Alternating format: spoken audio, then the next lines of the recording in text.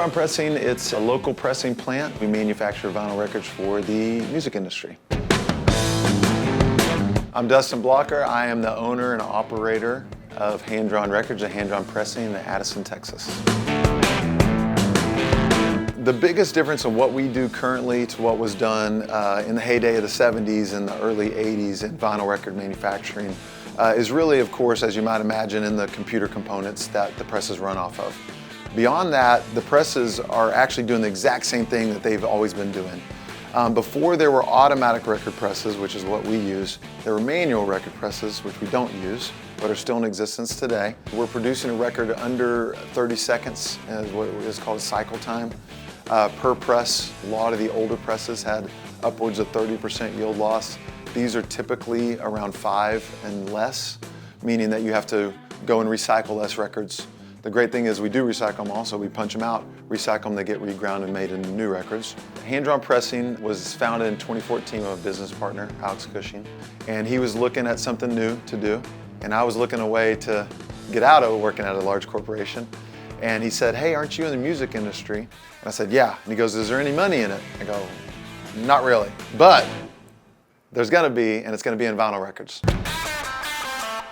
And we started manufacturing January 2017 here in this space. If you back up just a little bit, from 2014 through 2017, we actually brokered vinyl records because there were very few plants in the country and worldwide. And we just really kind of figured out, getting our feet wet, what's it really mean and what's it take to run an operation like this. And then we started with the first new record presses on the planet that had been made in over 34 years at the time. And we were the early adopters for those. And those are still the first two production units of those kind here in Addison.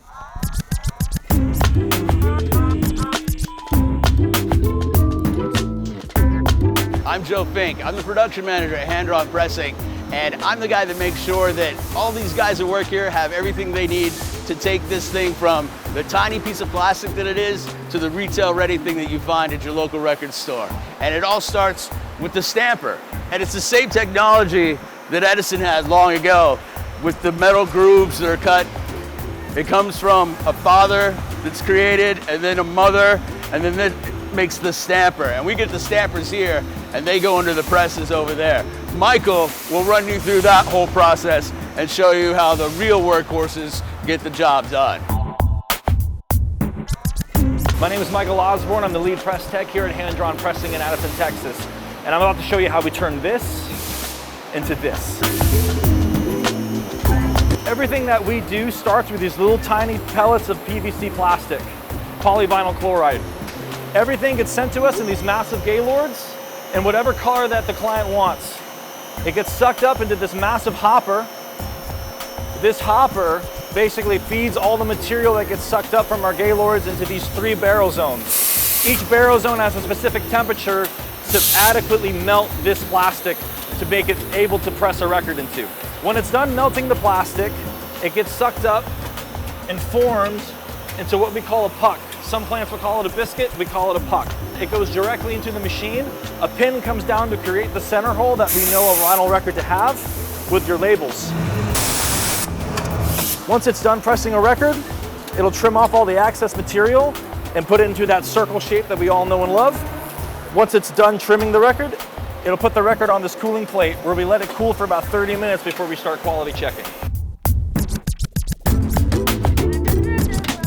If we see something that's abnormal on a record, whether it be a scratch, some stitching, or some non-fill, what we're able to do is we're actually able to just take a record and test it on 2 different turntables. One that's kind of high quality and one that's really low quality, which is unfortunately what most people listen to their records on. We're able to determine if something's a sound issue as far as our process or something that's physically getting on the record that we're able to take off.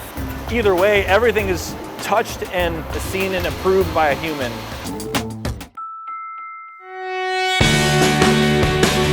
So all the records that you saw in press today were all your standard, basic, classic black vinyl that everybody's really familiar with. But what everybody really wants to know today is of the colors and see the cool stuff that you can come up with.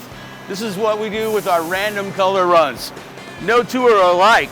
They're true works of art. It's just hand pours that our technicians do. So you'll see one come out this color, and then the very next one on the run can look completely different, while the next one is completely different, and the next one, and so on, and so on. These are a true work of art, and if you can imagine the color, we can pretty much do it. You remember they had these records, they were called Dynaflex, and they would wiggle and wobble and make that noise. And you hear that, and that was the thinner, the lighter, the newer. What it was there was a shortage of PVC and plastic, and they had to figure out a way to make it work. Our standard is we like to live between like 140 and 150 grams. That's the sweet spot for us. There's some people that say you really need the big, heavy audiophile vinyl, but it doesn't really matter how thick your plastic is. It's your source material that we were talking about earlier, that you create the father with, and the mother, and your stamper. And that all goes to these technicians and these craftsmen, everyone who cuts the lathe work and makes the stamper and passes it along to the press techs and actually creates the vinyl for you. It's all about the people making it. It's not about the plastic behind it. It's the work that goes into it. That's what it's about. From here, we come to this really cool piece of machinery that we fondly call the roller coaster, because, well, look at it. It's a roller coaster. It brings the records on up, drops it into the hopper, and then feeds it into the L-bar, where it puts it into to the little cellophane bag, shrink wraps it into the heat tunnel, and then that thing shrinks it all down. They come out, the sticker machine puts the stickers on the front for us, and then it goes into the boxer. And from there, we're able to box them up, tape the tops and bottoms. And so the last step, we get the things palletized, load them all up, wrap them up, and then it's on a truck, and you'll find them in your local record store or any record shop all over the world. From the big box stores to the independent stores to direct from the artists themselves. It all comes in as a tiny piece of plastic and goes out retail ready. In the case of 600, yeah, I mean, technically you could use 600 of those for a repress of 500 or more, right? We're sold out for the next 14 months. We run 24 hours a day. We've been running 24 hours a day. And the reason I believe that it's grown to such a level is primarily not from nostalgia. There are, of course, going to be some people that said, oh, I used to have a record player, or I used to have records and let me get back into it. It's really growing from younger people, and the stats back that up from RIAA. They say something like 80% of new records aren't even opened, so there's a little bit of collectability to them, of course. But the reason I believe that young people want to have this big physical thing that they can hold and be tangible is because there's not really a connection to their artists anymore. Everything is a screen with another screen behind it, another screen over here, and social media.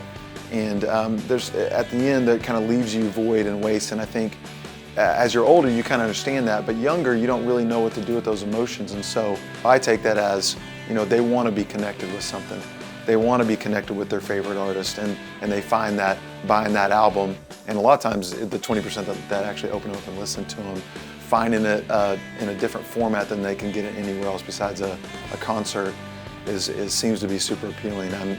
You know, even at my age, I find it super appealing that the records that I have in my collection that I actually listen to are the artists that I, you know, want to spend the most time with. So that just really gets you into more of what the album was made for, the album concept. I think one of the best things about making vinyl records is in that we're making something unique. Working with real people, making real things is hugely valuable to me as a person, and of course me being a musician and my love for music, and being able to help solve problems before people even know they might be problems is something I take a lot of pride in.